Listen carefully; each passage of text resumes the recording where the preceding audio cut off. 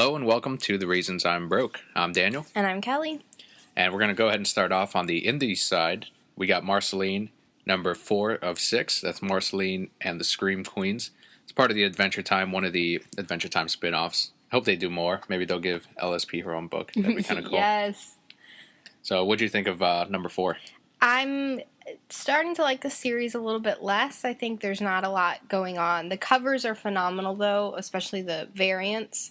So if you guys like to collect comics for art, those are definitely ones to pick up. Still not as good as the actual Adventure Time series, so I would pass on it. Yeah, I think the Adventure Time series is a lot better as well. It's a lot funnier. You don't get the editorial notes that you do in Marceline, or that you do in Adventure Time that you get in Marceline. So I would say pass on this week's for Marceline. Probably on the whole series in general. It hasn't been that good overall. And you can talk about your favorite. Dr. Manhattan from Before the Watchmen. This was number 2. 2 of 4. Number 2 of 4. I liked it. I love Dr. Manhattan. I love the big thing in the last comic, he was going back. He was trying to remember before he got in his accident to try and see if he could stop it. And so he goes back as far as he can, and the accident doesn't happen. And he's, I won't say he's confused, but he's just kind of watching, and it kind of shows how completely different his life would be. Just, you know, the accident doesn't happen. Of course, that makes it different. But even if he goes in a different door, how everything changes. Yeah, I liked it a lot more than the first issue. The second issue goes into a lot of places. You see the split between, that kind of personifies the split between Dr. Manhattan's life. If he had the accident and if he didn't. In other words, the cat would still be alive in this box where poison would otherwise be triggered, or it's dead in the other side, which is parallel to Dr. Manhattan's life. One interesting part about it is there's a kid reading a comic book about aliens, and it shows Dr. Manhattan's form almost as if that's where he picked it up from. What are your thoughts on them giving Dr. Manhattan an origin in that way? I don't know that it is them giving an origin. I think it was more of a coincidence, sort of, in that world, because it's never mentioned in anything else. I picked it up more as, this is Dr. Manhattan watching his life and seeing, oh, this accident never happened. I don't know, but there's this other thing that kind of nods to the accident, or what I would become. Yep, and moving on to Rorschach, number 2 of 4. This one we hadn't reviewed last week, but we do have it this week. And this one is written by Brian Azzarello, drawn by Lee Barmejo. In the first issue, you saw Rorschach just get beat to hell. Destroyed. And here you kind of see him rise above that and put in a plan that says, look guys, look city, I'm still here. You know, he's leaving his messages around town, but at the same time, he has this waitress that's taking care of him. I thought it was really sweet. I liked the fact that they showed that, yeah, somebody did really care about Rorschach besides his friends within the Watchmen, and the fact that he's so jaded by the world that he can't even accept that. When he's getting discharged from the hospital, this waitress shows up, and Rorschach's talking about how nobody ever notices him, and the waitress shows up and says, you know, this guy was admitted 3 days ago, doesn't even know his name, but is coming to check up on him, and he just disappears. He can't even go to say anything to her. Yeah, Rorschach is turning out pretty good. I think I like Dr. Manhattan a little bit more, but we'll see what comes out of the Rorschach series. Batman and Robin number 13 I really liked. I think it was my second favorite book this week. It doesn't tie into Death of the Family. I think it's one of those issues that's right before it, maybe 2 issues behind, but you have a zombie-like breakout in Gotham. Because of the eclipse.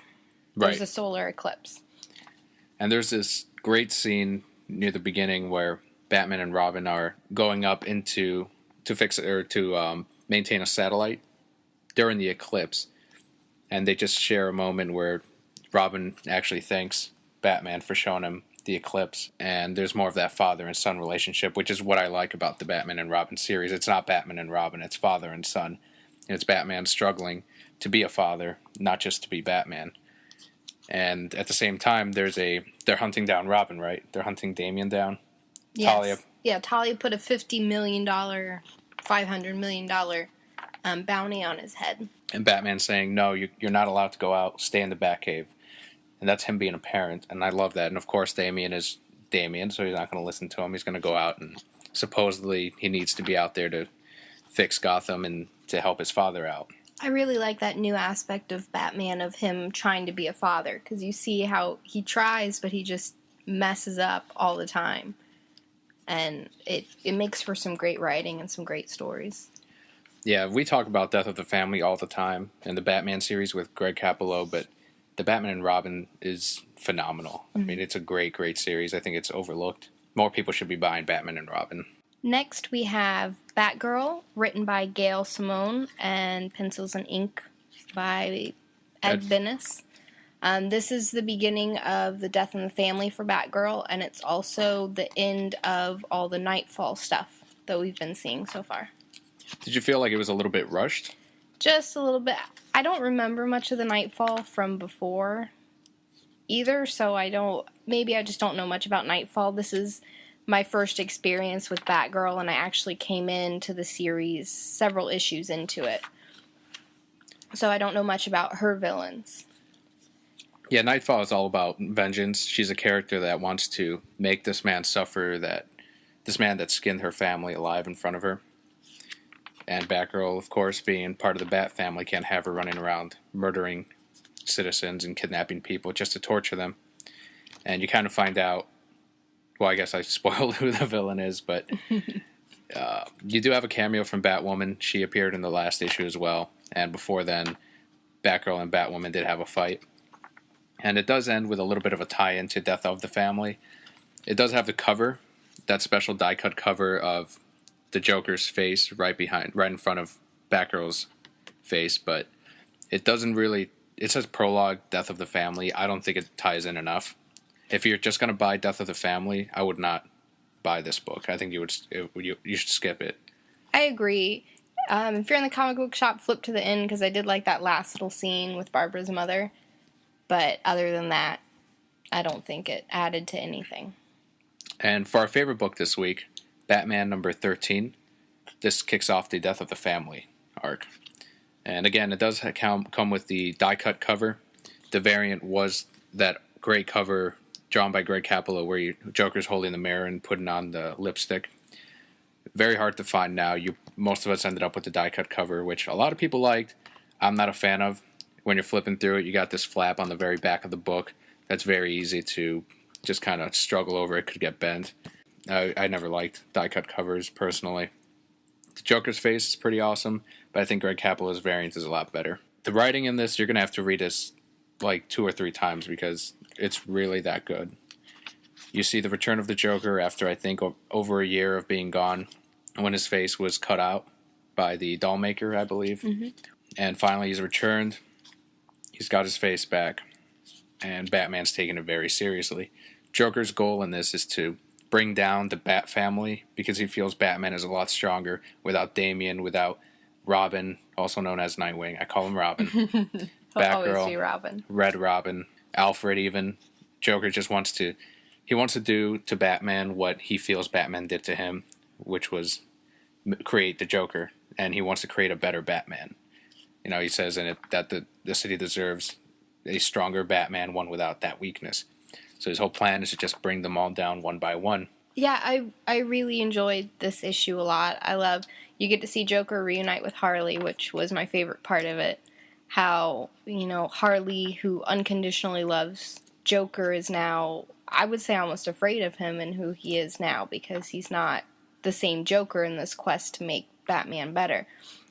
Joker's also going back to the beginning of everything. He reenacted his first crime with the son of the first person he killed, and he's going back to the warehouse where it all began, and it's really interesting what they're doing with it. I'm liking it a lot. It was a really good issue, guys. Yeah, the whole arc, I think, ends in February, but, I mean, you've got a good amount of issues in here. You really want to know if he's going to succeed. Is he going to break another one of the members of the Bat family, like he did last time with Barbara Gordon? Will this end? Will this be like a killing joke of sorts? Will someone get seriously injured or possibly die out of this arc? We don't know, and I think that's what's really interesting about it. The ending almost made me cry, though. It's terrible. The one with Harley and Joker? No. Oh, yeah. I don't want to spoil it for anybody because it's that good, and I usually love spoiling things, but it's really sad, guys. You need to pick it up. You need to read it through 4 or 5 times. Yeah, Batman number 13 is as good, if not better, than the Talon stuff, the Court of Owls. It's a great, great series. We also read the trade for Animal Man, and you finally got around to reading it. I don't know if you want to give them your thoughts. This is probably one of the darker books that DC is publishing right now. It was probably the darkest book that DC is publishing. It was really good, though. I think I like Swamp Thing a little bit more, but this does tie in a lot with Swamp Thing. This is the red side of things. So in Swamp Thing, they're talking about the green, the red, and the rot. And of course, Swamp Thing is the green. This is the red. And again, they're fighting the rot. And it's a great tie-in to it. I would definitely pick it up and read it. Yeah, the way they reinvented Animal Man is great. They did a fantastic job. They made it a point to show you what the old costume was, what he really was like, as campy as it is. You know, this man can take the power of any animal, but not even midway through the book, you know, he's got his tattoos or his markings on his body to signify that he is a part of the Red, and that the Rot, of course, are after him and, more importantly, his daughter, who is supposed to be stronger than Animal Man. She's supposed to be the avatar of the Red. Right. Is what they call her. And the Rot want that because they want someone as powerful as her on their side. And at the moment, the Rot is overtaking the city. You know, they're all over the place, and it's a good-looking book. It's written really well. You're right, Swamp Thing, I think I enjoyed a lot more. But as a tie-in to Swamp Thing, you can't wait to see, you know, Animal Man and Swamp Thing actually talk, because Swamp Thing seems to be the one that can help them at this point. Right, Animal Man ends with them searching for Swamp Thing. Yeah. So it's, you know, what's going to happen next? I think the next one doesn't come out till February, sometime next year. Yeah. So it's a little bit of a wait for the next trade, but I'm sure it's going to be just as good as this one was. Right, and I would probably start picking up Swamp Thing every week, but it's so hard to track those old issues. You know, word is spreading that it's a great series, so that everyone's going back and buying the back issues, and it's hard to find. I was looking for a couple, and I couldn't find 8, 9, and 10, so I might as well wait for the trade at this point. Something else I picked up this week is Saga. It's one of the trades, Volume 1. I'm still in the middle of reading it, but I will have a review next week. I'm liking what I'm reading so far. It's by Brian K. Vaughan, and it's drawn by Fiona Staples. So next week I'll have my thoughts on it. I will have finished it. And now some video games coming out this week, this Tuesday, the October 16th. You got 007 Legends for the Xbox 360 and the PlayStation 3, Arcado series for the PS3, Break Quest Extra Evolution for the PSP, Dokuro for the Vita, Doom 3 BFG Edition for PC, Xbox 360, and the PlayStation 3, Mugen Souls on the PS3, and Silent Hill Book of Memories for the Vita. The Vita is one of those systems that really needs some games right now. You know, when it first came out, they kept talking about how it was a good piece of hardware, and it is. It's an excellent piece of hardware. You can do so much with it. It interacts with the PS3 in ways you never would have imagined, but it just doesn't have the games to support it. I think at this point, Sony... Well, first thing it needs is a price drop. You know, the 3DS just came out, and that had a price drop, the 3DS XL. And it fixed a lot of the problems that the first 3DS had. Yeah, it doesn't have the double analog stick that we all wanted to have built in, but that's probably the next revision of the 3DS. But it does have the bigger screens, it does have the longer battery life, and they finally got rid of that gloss finish to it. It's got that matte finish that we all like from the regular. It's a really nice matte finish. It's really nice. It's very reminiscent of the DSi XL, which I think is the best version of the DS still. Even better than the 3DS because it has the better battery life on it. You just like the bigger screen. But yeah, I mean, we'll see what happens with the Vita. I think PlayStation All-Stars is going to help it out a lot, especially if they do a lot of tie-ins between that and the console version of the system. Same with Little Big Planet, Big Planet karting and everything. Put a Kingdom Hearts on there that you can only get for that, and they'll sell 1 billion of them. That's true. Those Kingdom Hearts fans don't buy anything. What's your quest on Pokemon at the moment? What we're doing is we're following Kelli on her quest to become a Pokemon Master in Pokemon Black and White 2. I haven't gotten that much farther because I have a job and those things are terrible for Pokemon Masters. I beat the first gym leader, which is a nod to the first game because it's Charon, your friend from the first one. He was a little gay. He liked to pop out that hip and tap his foot a little bit, but that was okay. So I beat him. He was pretty tough. Went on to the next town, caught a Mareep that I named Videl. And so I got Piccolo and Videl, and I got an Arcanine named Goku. He's amazing. You can't ever hit that guy. Your starter? Oh, my Psyduck. Oh, yeah. My Psyduck named Nappa because he's looks pretty dumb. So that's my team right now. We're having a lot of fun. We went to the next town and beat the next gym leader. She was a poison type. She wasn't too hard. I didn't have any problems with her. Her highest level was an 18, so just make sure all you guys are evenly trained. You'll be fine. Then I had to go to that stupid Pokemon Studio filming thing. It's a good idea, but again, I don't know why they like to throw these in there. I guess I just like the story. Just give me more like little missions to complete. Don't make me dress up my Pokemon in a musical or anything like that. But after that, I went to go to the next city, and then you start getting into the Team Plasma stuff. So that's what I'm excited for. I know their mission is different in this one. I had to fight them a couple times, and again, they were pretty easy. This game just seems easier overall so far. Your Pokemon level up faster. You beat people faster. Rival's not really your rival. He's more of your buddy that's like, hey, let's just battle for fun. Yeah, it is. I don't know if it's easier. I think it's going to be one of those games where halfway through you think you're ahead. That's what Pokemon does. You think you're ahead, right? You're like, okay, well, I'm doing it right. And then suddenly they start throwing stronger and stronger and stronger trainers at you. Not only are they at a higher level than you, like it'll ramp up about 3. Like you think you're at a good pace, and no, they'll be ahead of you, but they'll be using like leftovers, which is a held item that actually heals you after every turn. They'll have Pokemon that have like the berries. They'll use the super potions a lot more often. I hate those things. I mean, when they use that super potion, it's like fighting a whole nother Pokemon again. Mm-hmm. You know. Yeah, we'll check up with Kelli again next week, see how far along she is. How many badges do you have now? Just 2. 2 badges. I just got to Nimbasa City, and that's the big city. Yeah. And I think I got lost. I don't remember where I am.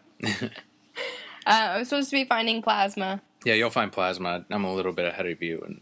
Well, because you cheat. I do. I actually replayed me a Bulbasaur, and it's awesome. It's now a Venusaur. Or, an Ivysaur. Well, that's because you use the, triple XP.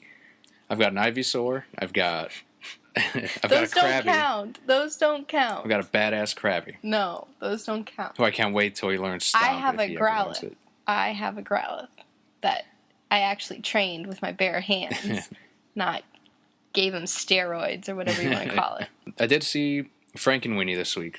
It was better than Paranorman, in my opinion.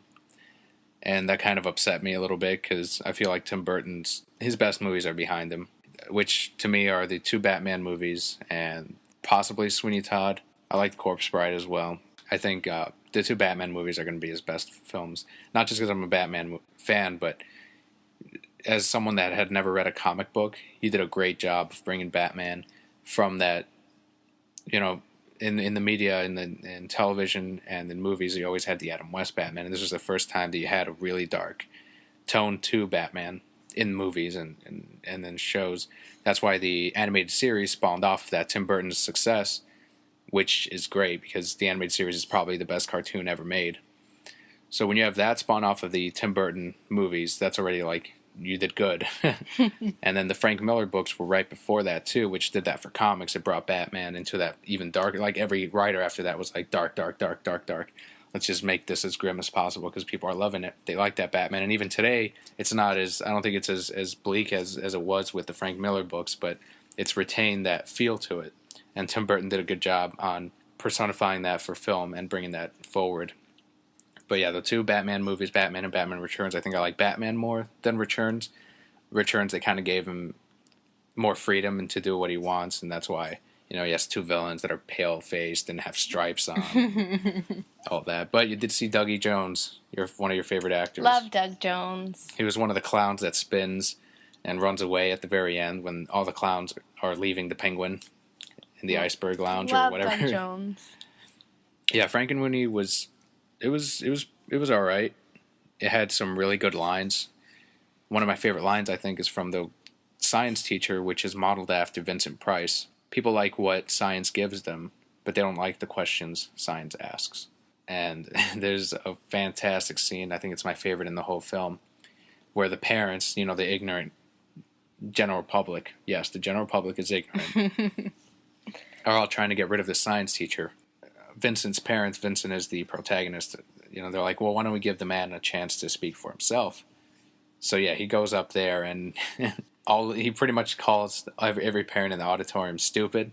And he goes, I'm sorry, ignorant. And he's going on and on about how they know nothing of science. So while it does do the mad scientist thing, which I'm not a fan of, I don't like when movies portray science as of like this crazy experiment where this is what happens when you let scientists lose. I hate that. It's overplayed. Science has saved more lives than it's destroyed, But the movie did do a good job of kind of keeping a balance between the two. There's animals running around near the end of the movie that are brought back to life due to the scientific discovery of Vincent, except they're evil. Like, these monsters are evil, whereas Vincent, when he brought his dog back, whose name is Sparky, I'm sorry. His name is Sparky. Sparky was a good animal. It was just like he was back when he was alive. But all these animals are evil.